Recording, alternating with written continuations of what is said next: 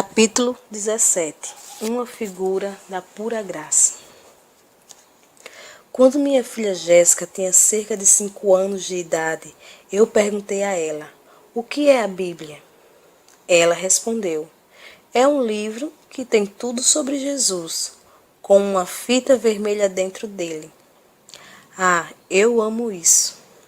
Não é precioso ver as coisas da perspectiva de uma criança? Ela não descreveu a Bíblia em termos religiosos como nós, adultos, gostamos de fazer. Ela a via apenas em sua forma mais simples e pura. Um livro que tem tudo sobre Jesus, com uma fita vermelha nele. É claro que eu tive de explicar a ela que a fita vermelha é um marcador de páginas. Mas sabe de uma coisa? Há de fato um fio de escarlate que corre através desse livro, desde seu início em Gênesis até seu fim em Apocalipse. É tudo sobre Jesus e sua obra consumada na cruz. Quando os crentes novos convertidos leem o Antigo Testamento pela primeira vez, geralmente se perguntam o que é todo aquele massacre, sacrifício e aspersão de sangue. Bem, quando você entende que sem derramamento de sangue não há perdão de pecados, começa a apreciar o valor do sangue, especialmente o sangue que Jesus derramou por nossos pecados. A Bíblia diz que depois de Adão e Eva pecaram, comendo da árvore do conhecimento do bem e do mal, Deus fez túnicas de pele e os vestiu. A primeira vez que um animal foi sacrificado para cobrir os pecados do homem aconteceu bem ali, no Jardim do Éden. Todos os sacrifícios de animais no Antigo Testamento eram sombras de Jesus Cristo, que é a essência. O sangue de bois e bodes na antiga aliança apontavam totalmente para a essência de Cristo, cujo sangue foi derramado na cruz do Calvário. Como João Batista disse, Jesus é o Cordeiro de Deus, que tira o pecado do mundo. No livro de Apocalipse, o apóstolo João ouviu uma voz dizendo: "Eis o leão da tribo de Judá." Mas quando ele se voltou para olhar para o leão, viu em lugar dele um cordeiro que parecia ter estado morto. Tudo na Bíblia, de Gênesis a Apocalipse, aponta para a morte de Jesus na cruz. É por causa do seu sacrifício que estamos sob a nova aliança da graça hoje. Tudo na Bíblia, de Gênesis a Apocalipse, aponta para a morte de Jesus na cruz. A antiga aliança sempre levará você a olhar para si mesmo, enquanto a nova aliança sempre o levará a se voltar e olhar para Cristo crucificado. Os profetas do Antigo Testamento trazem seus pecados à memória, ao passo que os pregadores do Novo Testamento trazem sua justiça à memória. Os pregadores do Antigo Testamento lhe dizem o que está errado com você, mas os pregadores do Novo Testamento lhe dizem o que está certo com você por causa do que Jesus fez, em lugar de lhe dizerem o que está errado. O primeiro milagre de Moisés, que representa a lei, foi transformar a água em sangue, resultando em morte. O primeiro milagre da graça foi Jesus transformando água em vinho, resultando em celebração e vida. A lei mata, mas o Espírito dá a vida. Pura graça do Egito ao Sinai. Quando Deus libertou os filhos de Israel do cativeiro da escravidão do Egito, Ele não fez isso na ocasião porque eles tinham guardado os 10 mandamentos. Os 10 mandamentos nem sequer tinham sido escritos ainda. Os filhos de Israel saíram do Egito pelo sangue do Cordeiro. O Senhor me mostrou algo há alguns anos que me conduziu à revolução do Evangelho. Eu estava sentado em minha sala de estar, desfrutando um tempo com a palavra, quando ele falou comigo dizendo: Filho, estude a jornada dos filhos de Israel, do Egito ao Monte Sinai, porque isso é uma figura da pura graça. Nem um só israelita morreu durante aquele período, embora eles murmurassem e reclamassem. Eu jamais tinha ouvido alguém pregar isso antes, nem tinha lido isso em qualquer livro. Então, fervorosamente, eu me voltei para aquele trecho da Bíblia, tentando encontrar alguém que tivesse sido morto naquele período. Então eu poderia provar que Deus estava errado. Você já ouviu algo assim antes? Alguém tentando provar que Deus errou? Bem, isso jamais será possível, e eu, claro, não encontrei menção de nenhum israelita que tenha morrido naquele período, embora o povo murmurasse e reclamasse. Embora Deus tivesse resgatado o povo de Israel de seus dominadores egípcios e escravos por meio da manifestação de grandes sinais e maravilhas, eles fracassaram em honrar a Deus, murmuraram e reclamaram repetidas vezes. Quando um numeroso exército egípcio veio atrás deles e o mar vermelho estava diante deles, os filhos de Israel gritaram com Moisés, dizendo: Será, por não haver sepulcros no Egito, que nos tiraste de lá para que morramos neste deserto? Houve reclamação contra Deus. Murmuração e reclamação são pecados. Mas qual foi a resposta de Deus? Ele abriu o mar vermelho e eles atravessaram em terra seca para o outro lado, a salvo de seus inimigos, mesmo depois de Deus tê-lo trazido a salvo para o outro lado do mar. A murmuração continuou em Mara. Eles reclamaram das águas amargas. Qual foi a resposta de Deus? Ele transformou as águas amargas em águas doces. No deserto, eles gritaram contra Moisés quando estavam com fome. Qual foi a resposta de Deus? Ele fez chover pão do céu.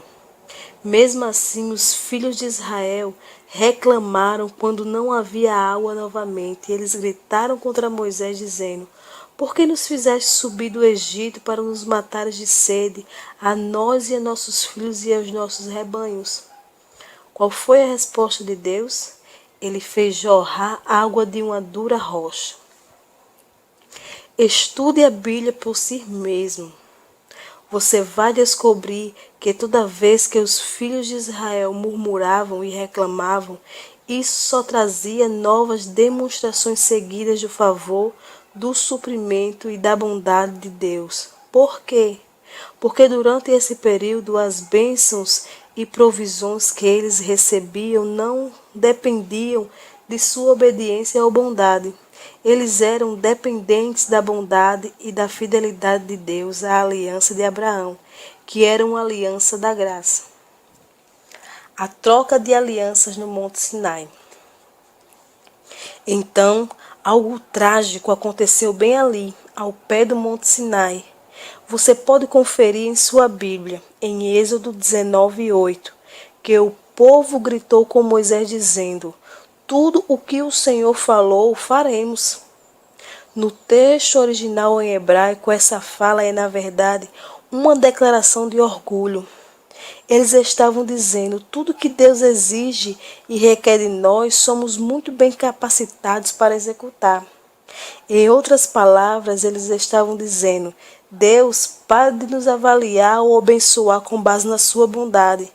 Comece a nos avaliar, julgar e abençoar com base na nossa obediência.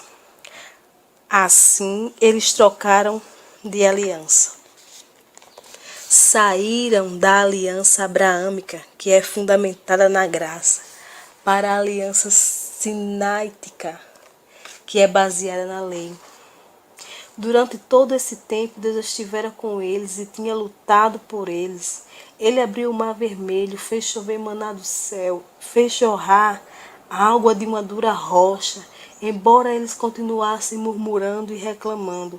Mas no momento em que disseram aquelas palavras soberbas, Deus teve de mudar seu tom. Ele disse a Moisés para instruir o povo e não chegar perto do monte, porque todo aquele que tocar o monte será morto. Por que você acha que Deus mudou sua atitude naquele momento? Foi porque o homem vangloriou-se em sua própria força e firmou uma aliança fundamentada na própria obediência. Isso é o que nós chamamos de justiça própria. Já que as pessoas queriam ser julgadas com base em seu desempenho, logo no capítulo seguinte, Deus lhe deu os 10 mandamentos. Dali em diante, já que eles se gabaram de que podiam fazer tudo o que Deus mandasse, ele teve de avaliá-los com base na sua lei. Ele os abençoaria se guardassem os seus mandamentos, mas seriam amaldiçoados se fracassassem fazê-lo. O que o povo não entendeu foi que eles tinham de obedecer a todos os 10 mandamentos perfeitamente, porque se falhassem em um deles, seriam culpados de todos. Note que a lei é um todo composto e Deus não dá ponto sem nó. Agora vejamos o que aconteceu quando os filhos de Israel se colocaram a si próprios sob a lei. Depois de se gabar de que podiam cumprir todos aqueles 10 mandamentos que Deus lhe ordenara, as obras da carne foram imediatamente manifestas. Eles quebraram o primeiro mandamento: não terás outros deuses diante de mim. Ao produzirem um bezerro de ouro e o adorarem como seu Deus, isso não é triste? Assim seja cuidadoso quando você se envaidece de manter ou defender a lei, porque as obras da carne virão logo em seguida. Deste ponto em diante, toda vez que os filhos de Israel murmuraram e reclamavam, muitos deles morriam. Observe isto. Antes do Sinai ninguém morria. Depois do Sinai, no momento em que murmuravam, eles morriam. Antes do Sinai, cada fracasso trazia uma nova manifestação do favor de Deus. Mas agora que os israelitas estavam sob a aliança da lei, o pecado tinha de ser punido. As bênçãos deles e as suas provisões não dependiam mais da bondade, da fidelidade e da graça de Deus. Sob a aliança da lei, as bênçãos dependiam de sua perfeita obediência, e todo o fracasso e pecado resultariam em julgamento e punição. É por isso que a lei de Moisés é chamada de o ministério da morte e da condenação. É um padrão inflexível que tinha de ministrar morte e condenação aos israelitas quando pecassem. Você poderia pensar que 2000 anos depois as pessoas já teriam aprendido com esse exemplo, mas há crentes hoje que ainda estão usando o mesmo refrão dos filhos de Israel ao pé do Monte Sinai. Eles estão se vangloriando. Tudo que o Senhor falou, nós faremos. Não estamos mais sob a antiga aliança. Você consegue ver o que o Senhor estava me mostrando? A jornada dos israelitas do Egito para o Sinai era uma figura da pura graça. Não dependia da bondade deles, mas da bondade de Deus. Não de sua fidelidade, mas da fidelidade de Deus. Antes de a lei ser dada, eles estavam sob a graça. E ninguém era punido, mesmo quando fracassava. Mas imediatamente após a lei ser dada, ninguém era poupado quando fracassava. A boa nova é que nós não estamos mais sob a antiga aliança da lei. Fomos libertados da lei por meio da morte de Jesus na cruz. Por causa de Jesus Cristo, estamos agora sob a nova aliança da graça. O que significa hoje? Deus não nos avalia com base em nosso desempenho, mas em sua bondade e fidelidade. Se você ainda está tentando ser justificado por sua obediência à lei, está efetivamente negando o que Jesus já fez por você na cruz. Porque há crentes hoje vivendo como se a cruz não fizesse diferença? Em lugar de se alegrar com a nova aliança da graça, eles ainda estão lutando para estar sob a antiga aliança da lei e os 10 mandamentos. Declara você que a cruz de Jesus realmente fez a diferença. Se você ainda está tentando viver sob a lei, tentando ser justificado por sua obediência à lei, está efetivamente negando o que Jesus já fez por você na cruz. Sob a antiga aliança, Deus disse que não inocenta o culpado. No entanto, na nova aliança, ele diz: dos seus pecados jamais me lembrarei. Você consegue ver o contraste? É o mesmo Deus falando. Então o que aconteceu? A cruz aconteceu. Meu amigo, a cruz fez a diferença. Hoje Deus não se lembra dos seus pecados ou os usa contra você, porque Ele já os julgou no corpo do seu Filho. Os crentes ficam confusos quando não percebem que a cruz já fez a diferença. Considere isto, supondo que ainda estivéssemos sob os 10 mandamentos, como muitos argumentam. Então o que a cruz de Jesus teria conquistado? A graça fez o que a lei não podia fazer. Pastor Prince, você está insinuando que há algo de errado com a lei? Não, claro que não.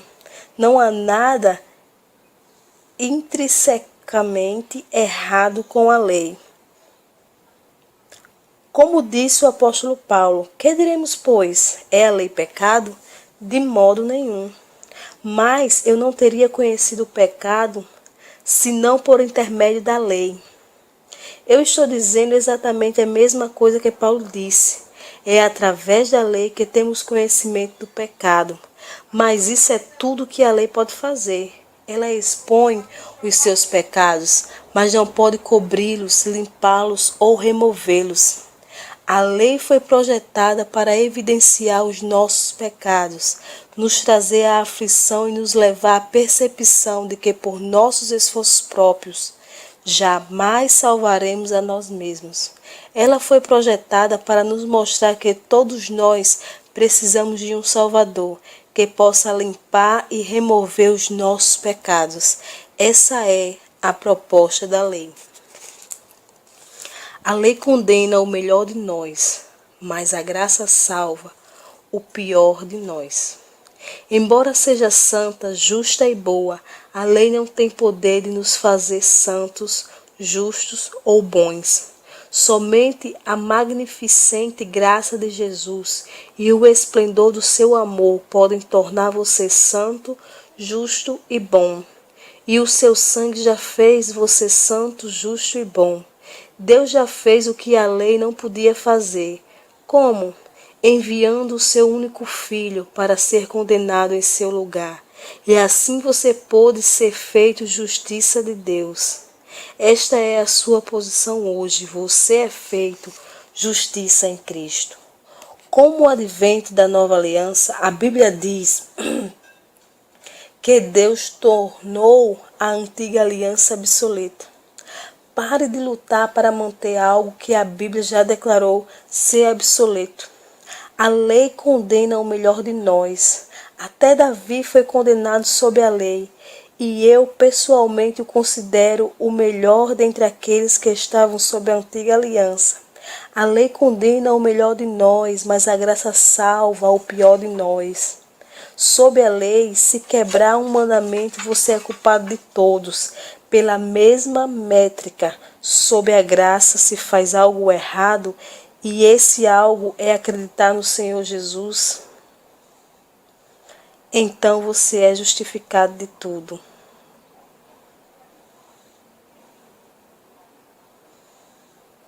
O verdadeiro evangelho sempre produz paz em seu coração. Há alguns anos atrás, eu tive o privilégio de aconselhar uma das amigas mais chegadas de Wendy. Ela convidou essa amiga para se reunir conosco para o que se pensava ser um simples jantar, mas a ocasião terminou se estendendo por algumas horas. Ela era uma jovem cristã que não frequentava a nossa igreja. Durante o jantar, essa amiga compartilhou que um de seus líderes espirituais lhe disseram que a vida cristã era difícil e que ela tinha de sofrer pelo Senhor e pagar o preço. Foi dito a ela que era preciso trabalhar duro, orar intensamente e ter a certeza de ler a Bíblia todos os dias. E assim Deus iria se agradar dela. Não precisamos ler a Bíblia para sermos qualificados para as bênçãos de Deus. Lemos a Bíblia para descobrir sobre nossas bênçãos e herança em Cristo. Quando ela compartilhou tudo aquilo conosco, eu senti que era minha responsabilidade contar-lhe a boa nova. Então, compartilhei com ela que nós não lemos a Bíblia porque queremos nos qualificar para as bênçãos de Deus. Lemos a Bíblia para descobrir sobre nossas bênçãos e heranças em Cristo. Percebe a diferença? Eu disse a ela que se parasse de ler a Bíblia por alguns dias, não me sentiria culpado. Eu me sentiria faminto. Deus não se agrada de nós sob a condição de lermos a Bíblia, fazermos longas orações e pagamentos de preços. Não, absolutamente não.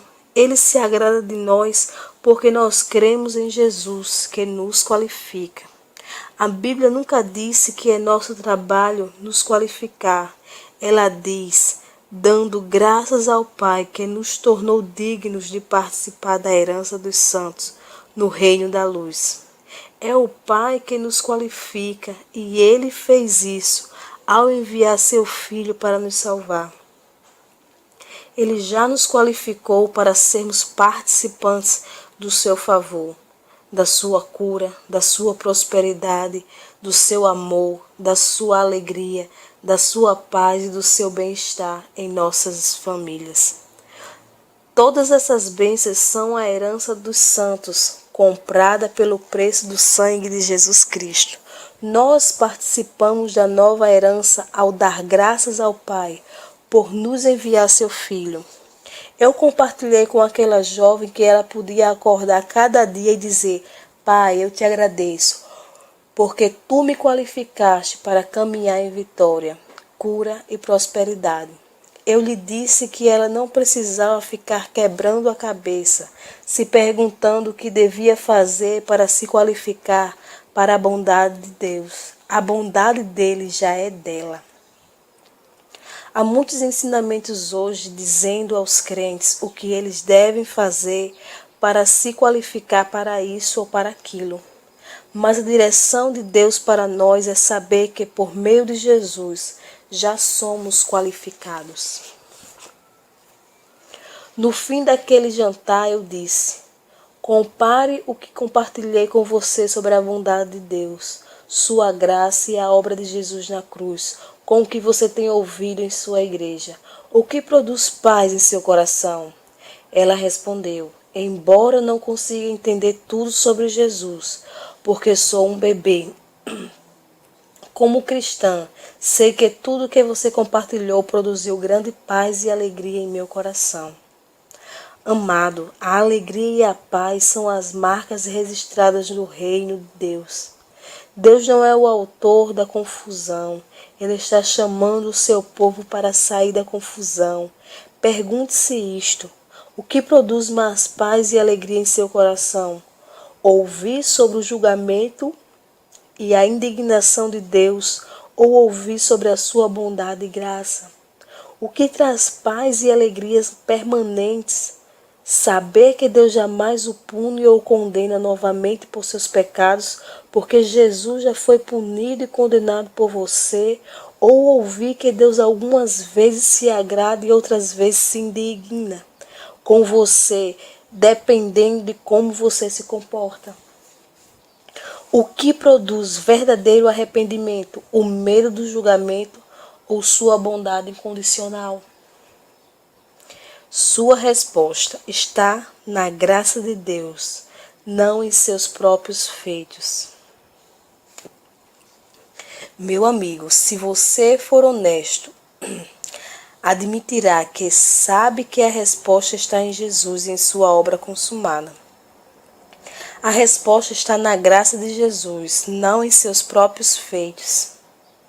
Ao tentar se qualificar por si mesmo, hoje, para as bênçãos de Deus por meio de toda a sua leitura bíblica, oração e trabalho árduo, você está dizendo com os filhos de Israel, ao pé do Monte Sinai: tudo que o Senhor falou, nós faremos. Você está dizendo ao Senhor para não avaliá-lo, julgá-lo e abençoá-lo segundo a bondade e fidelidade dele. Você está pedindo a ele para avaliá-lo e julgá-lo segundo a sua bondade e fidelidade. É realmente isso que você quer? Se não, então comece a colocar sua fé na obra consumada de Cristo hoje e desfrute as bênçãos que fluem da sua bondade incondicional.